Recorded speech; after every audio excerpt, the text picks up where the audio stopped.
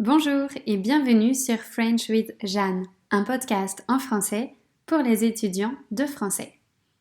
Me voilà encore arrivée à la fin d'une série.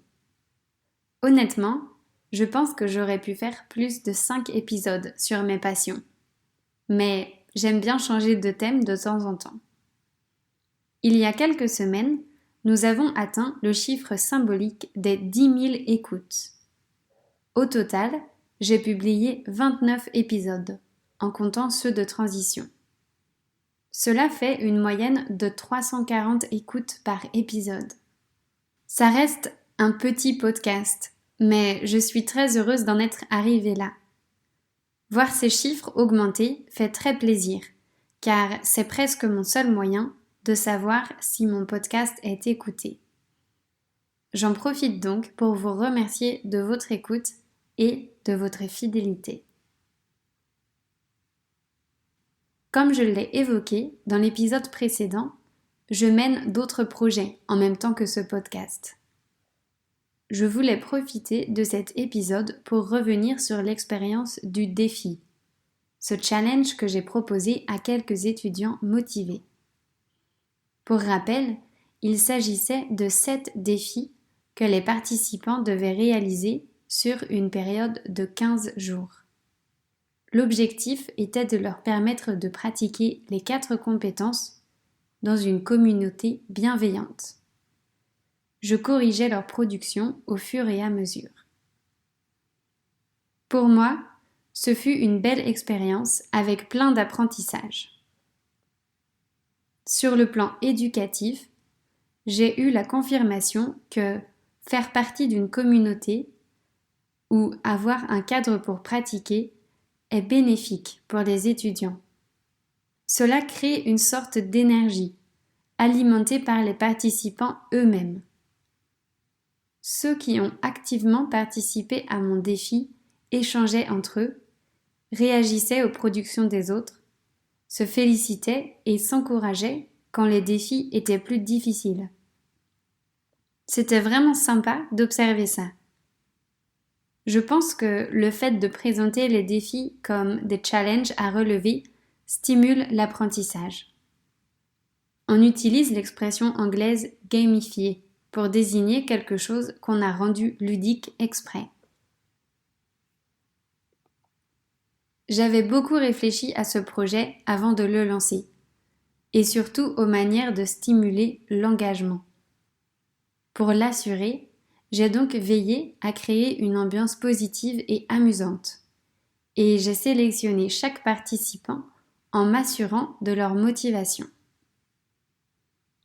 Malheureusement, la moitié des participants n'a pas du tout participé.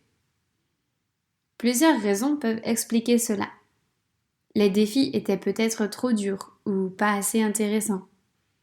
Le temps pour les réaliser était peut-être trop court. Ce n'était pas la meilleure période.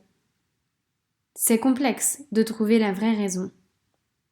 En tout cas, certains étudiants ont reconnu ne pas avoir le temps de compléter les défis. Pourtant, ils savaient tous que ce serait intense et qu'ils devraient travailler sur leur français au moins 30 minutes tous les 2 jours. Je suis donc arrivée à la conclusion qu'un prof peut faire son maximum, ça ne sera jamais assez tant que l'étudiant n'aura pas décidé de se mettre au travail. Il n'y a pas de méchanceté quand je dis ça, mais l'étudiant doit choisir d'être actif dans son apprentissage s'il veut progresser. Ça doit être une décision consciente. Et ça commence par une chose simple, y dédier du temps. Pour progresser, il faut prendre le temps d'étudier et de pratiquer. Il faut ouvrir son emploi du temps et réserver un créneau pour son étude du français.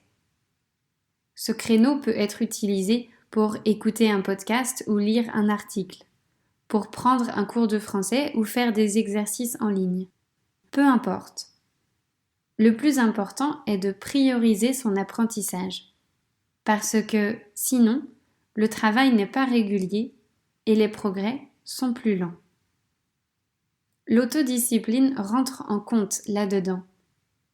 Si ce sujet vous intéresse, dans la transcription, vous trouverez un lien vers un article de Gretchen Rubin, une chercheuse et auteure américaine qui a défini 4 profils liés à la gestion de la discipline.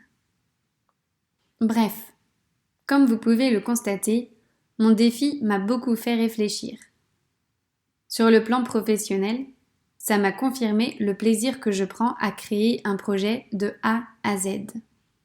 J'ai trouvé ça très gratifiant de réussir à transformer mon idée en une vraie expérience. Et ça, malgré ma peur. Je ne veux pas que ma peur dirige mes actions, mais je ne peux pas nier qu'elle les influence. J'avais peur quand j'ai commencé à rendre mon défi plus concret. J'avais très peur quand j'ai commencé à en parler autour de moi et à diffuser mon idée aux étudiants. Et j'avais encore plus peur quand le défi a réellement commencé. Et pourtant, je ne regrette rien. Je souhaite continuer à tester mes idées et à confronter mes peurs. Celle d'être jugée, celle de ne pas réussir, celle de faire un travail pas assez bon. Je suppose que vous aussi, vous partagez certaines de ces peurs. Le tout est de pouvoir les dépasser. Voilà pour le défi. Je ne sais pas encore si j'organiserai une 2e édition. On verra.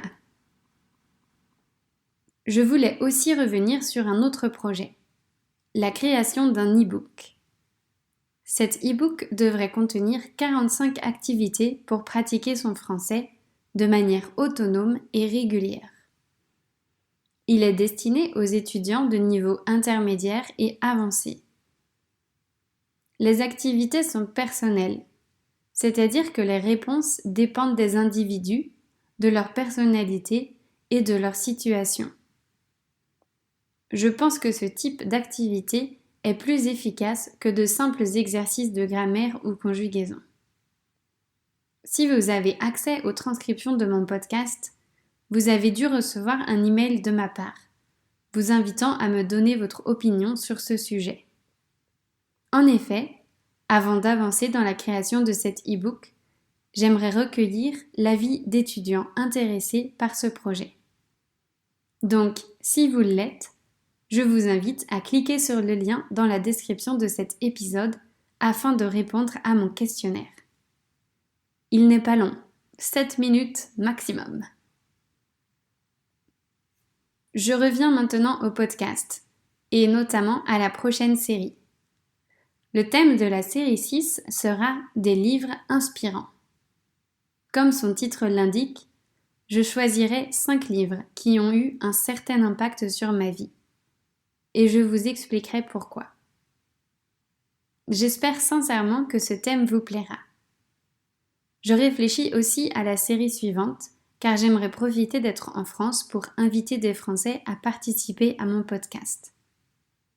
J'ai fait un petit sondage sur Instagram et l'idée avait l'air de plaire, alors je vais voir si je peux faire ça.